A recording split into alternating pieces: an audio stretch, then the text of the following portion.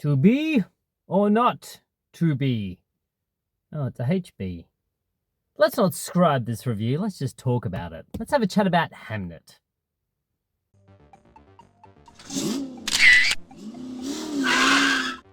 G'day, it's Adam here again with another quick instant movie review for you. So tonight I caught Hamnet. This is the latest film directed by Chloe Zhao and is based on the 2020 book of the same name by Maggie O'Farrell. And Maggie O'Farrell and Chloe Zhao both authored the screenplay of this. Well, what on earth is it about? Well, William, played by Paul Mescal, and Agnes, played by Jessie Buckley, are from two different worlds. But when Will decides that their love has to jump over all the barriers, they have to get it fully realised, and therefore they create a beautiful family, learn about the land in which Agnes is heavily tethered to, and survive a terrible tragedy. That's the basis of it. Or it could also be seen as the story of William Shakespeare and his wife, Anne Hathaway, who have a child die, resulting in Bill making Hamlet. Well, that's kind of the spoiler of it all. So this is scored by Max Richter, whose score on The Nature Daylight is really well known and plays very heavily into the back end of this film. The cinematography for this is by Chloe Zhao, who also did Cold War and Zone of Interest. And of course, Chloe Zhao is the Academy Award winner of No Man Land and also did The Eternals. The less we say about that, the better. So this is Paul Mescal and Jessie Buckley giving their absolute all on the screen. And what I love about this film is I went in with little to no knowledge about what this was really about. And I think that's a really great way of going in, because not for 1 second is the fact that we are watching a film about William Shakespeare and his wife play out. It's very different to that. And even the end result, I didn't actually know what happened in the end of this movie. I don't know enough about the history of William Shakespeare to know where the origins of his plays come from. So I think that's kind of nice, because I like the mystery of these sort of things to lay out.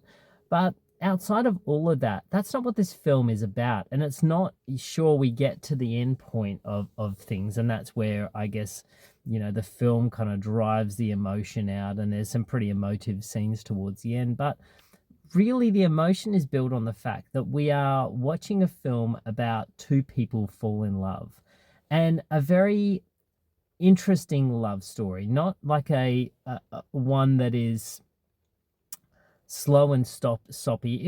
It's really organic, you know, so organic in the fact that, you know, that Agnes, Jessie Buckley's character, is really of one with the land, is really of a really deep insight into people. And you can see it in her eyes, the way that she touches people's hands, the gifts that her mother has passed down to her about being in touch with the land. So basically being a hippie, I suppose. And really it's that organicness and what happens in regards to birthing and you know, the nature of the kids playing and growing up, and seeing a family form. And really this is where the interesting parts come in, when William has to go away to London to, you know, to become the playwright that he's destined to be, and how his wife, you know, sacrifices herself in order for him to go away and do that, you know, really giving and seeing that he's really struggling and needs to get away to be able to, you know, feather his greatness.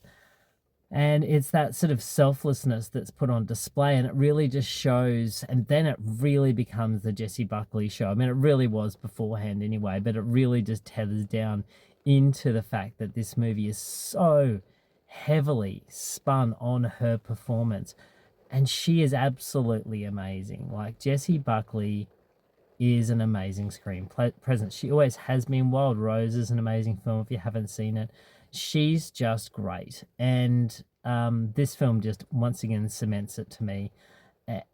I mean, look, Paul Mescal is an amazing actor. After Sun is a phenomenal film that I love from a couple of years ago. If you haven't seen it, check it out. But he is a great actor. But this is really Buckley's film. The two work so beautifully together. both scenes almost feel like they're the one person acting, because it is so organic. It is really a beautiful screen couple. So for me, this film, and with all the tragedy that comes at the back end, and let me tell you, I was in tears. The music was right. The direction was right. The cinematography was beautiful. It all kind of manifested into this huge emotional moment. This film had all the ingredients that all came together to create the emotion that is required. And I think without any of them, we probably would have lost a bit of that emotion. I personally felt like all the parts worked so well together. The acting by the young kids is really on point, like absolutely fantastic. I can't single any one of them out because they were all truly awesome. This film is just, it's a great film. It's a slow film, but it's supposed to be, because we want that emotion to be earned. We see how Jessie Buckley's character evolves over the period of time, and the heartbreak that you feel as things go along. I loved Hamnet. I thought it was absolutely earning of all the praise because of the performances, because of the really moving story, and the fact that this isn't a film about William Shakespeare and his wife. This is a film about two people falling in love and the sacrifices that had to be made along the way, and the organic nature of family.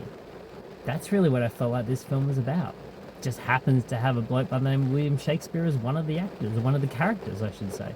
So, big ups to everyone. I'd give Hamnet an 8 out of 10.